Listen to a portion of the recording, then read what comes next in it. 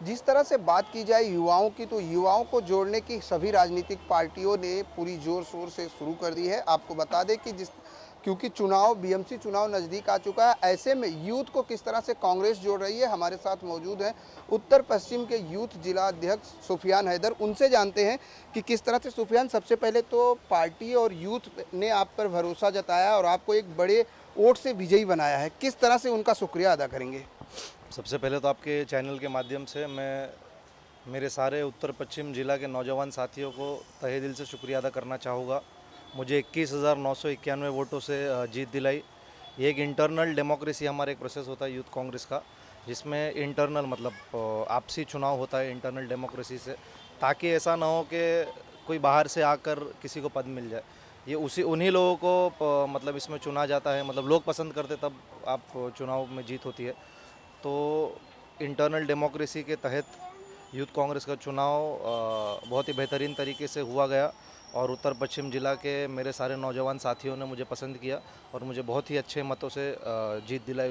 उसके लिए आपके चैनल के माध्यम से मैं मेरे सारे नौजवान साथियों को शुक्रिया अदा करना चाहता हूँ।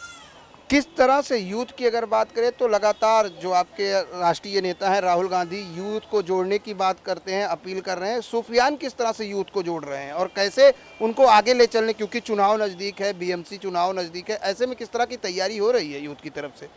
देखिए, बीएमसी चुनाव मैं ये मानता हूँ कि मुंबई शहर में, कोई भी शहर में बीएमसी म्यूनसिपैलिटी का चुनाव मेरे ख्याल से सबसे अहम चुनाव होता है, क्योंकि ये एक ऐसी चीज़ है बीएमसी मुंबई में, शहर में, अपने मुंबई में बात करूँगा कि हर इंसान को जो रोज़मर्रा की ज़िंदगी में तकलीफ़ होती है वो बीएमसी से ही दूर होती है और बीएमसी के चुने हुए नुमाइंदे जैसे कॉरपोरेटर से ही दूर होती है।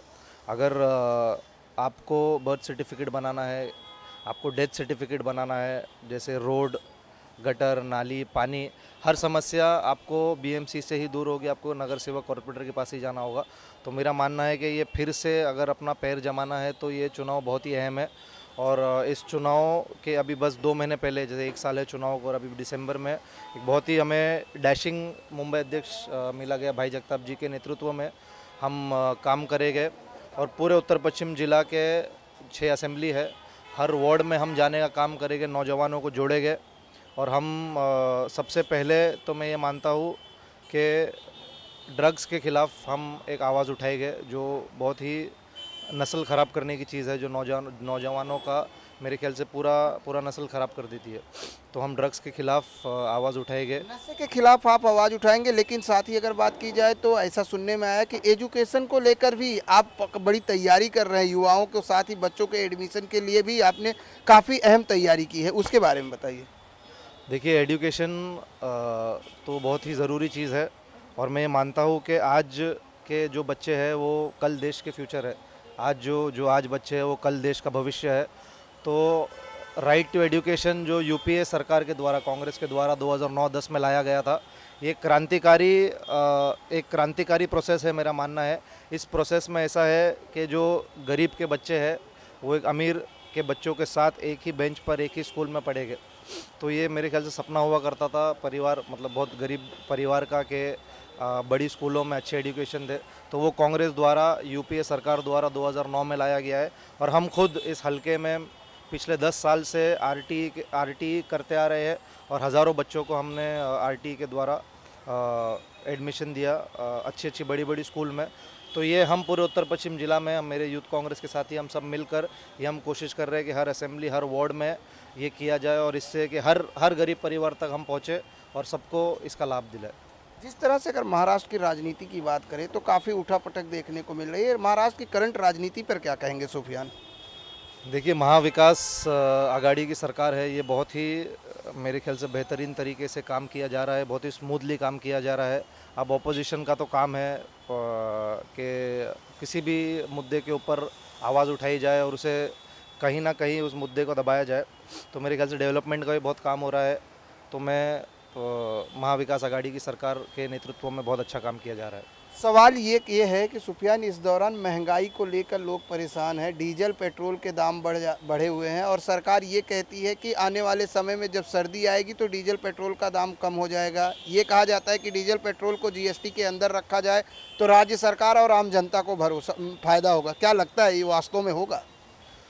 देखिए, अगर आप देखा जाए तो जो टैक्सेस जो इतने फ्लक्चुएट हो रहे हैं, अगर आप टैक्सेस हटा दिए तो डीजल पेट्रोल जो कच्चा तेल है, अगर बीच में आप डीलर का कमीशन और टैक्सेस हटा दे तो कच्चा तेल मेरे ख्याल से 35-40 के ऊपर होना नहीं चाहिए।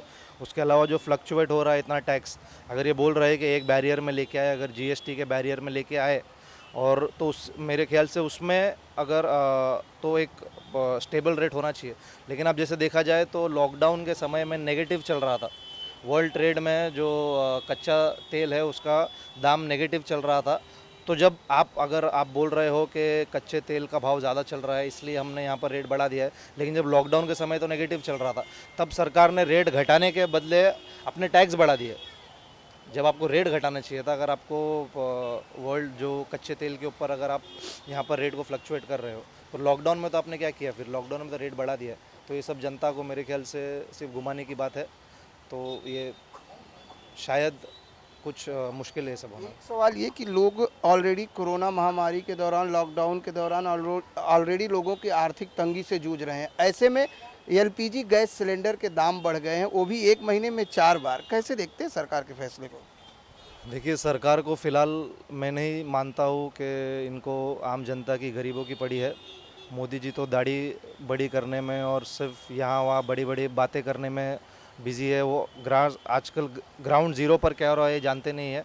और कोरोना की महामारी में पिछला साल जो रहा है वो बहुत ही कठिन रहा है लोगों के लिए। मैं मेरे यूथ कांग्रेस के साथी, हम खुद लोगों के बीच थे, हमने लोगों के बीच रहे, लोगों की हमने तकलीफ़ जानी। तो ये इस वक्त पर मेरे ख्याल से सरकार को कम से कम एलपीजी को लेकर तो कुछ ना कुछ सुविधा देना चाहिए था लोगों को। चलते चलते यूथ, उत्तर पश्चिम के यूथ को किस तरह से अपील करेंगे, क्योंकि कोरोना गाइडलाइंस को लेकर लोगों को गंभीर होने की ज़रूरत है। लगातार मरीज बढ़ रहे हैं, क्योंकि हमने देखा है कोविड काल में भी आप लोगों के बीच जा रहे थे और उनको आह्वान कर रहे थे कि आप गाइडलाइंस फॉलो करो। अभी एक बार फिर से कोरोना की लहर है, उनको कैसे अपील करेंगे? मैं इन 24 के माध्यम से मेरे उत्तर पश्चिम जिला के सारे साथियों से ये अपील करना चाहूँगा कि जो भी सरकार द्वारा कोरोना की गाइडलाइंस दी गई है, और सबसे ज़रूरी जो है आप मास्क पहनिए, मास्क पहनना बहुत ज़रूरी है। तो आप मास्क पहन कर ही लोगों के बीच जाइए और जब ज़रूरी हो आप काम से सीधा घर जाइए, आप कहीं बाहर नहीं रहिए। धन्यवाद हमसे बात करने के लिए। ये थे सुफियान हैदर, जिन्होंने बताया कि किस तरह से यूथ को आगे लाने की कोशिश कांग्रेस द्वारा की जा रही है, उस पर ये काम कर रहे हैं और साथ ही बच्चों के एजुकेशन को लेकर लगातार ये लोगों के बीच में तैनात है कि किसी भी तरीके से एक समान सभी, चाहे वो गरीब का बच्चा हो, अमीर का बच्चा हो, एक स्कूल में पढ़े, जिसके लिए राइट फॉर एजुकेशन का जो अभियान है उस पर कार्य किया जा रहा है। कैमरामैन देवानंद सिंह के साथ प्रदीप शर्मा, इन 24 न्यूज़, मुंबई।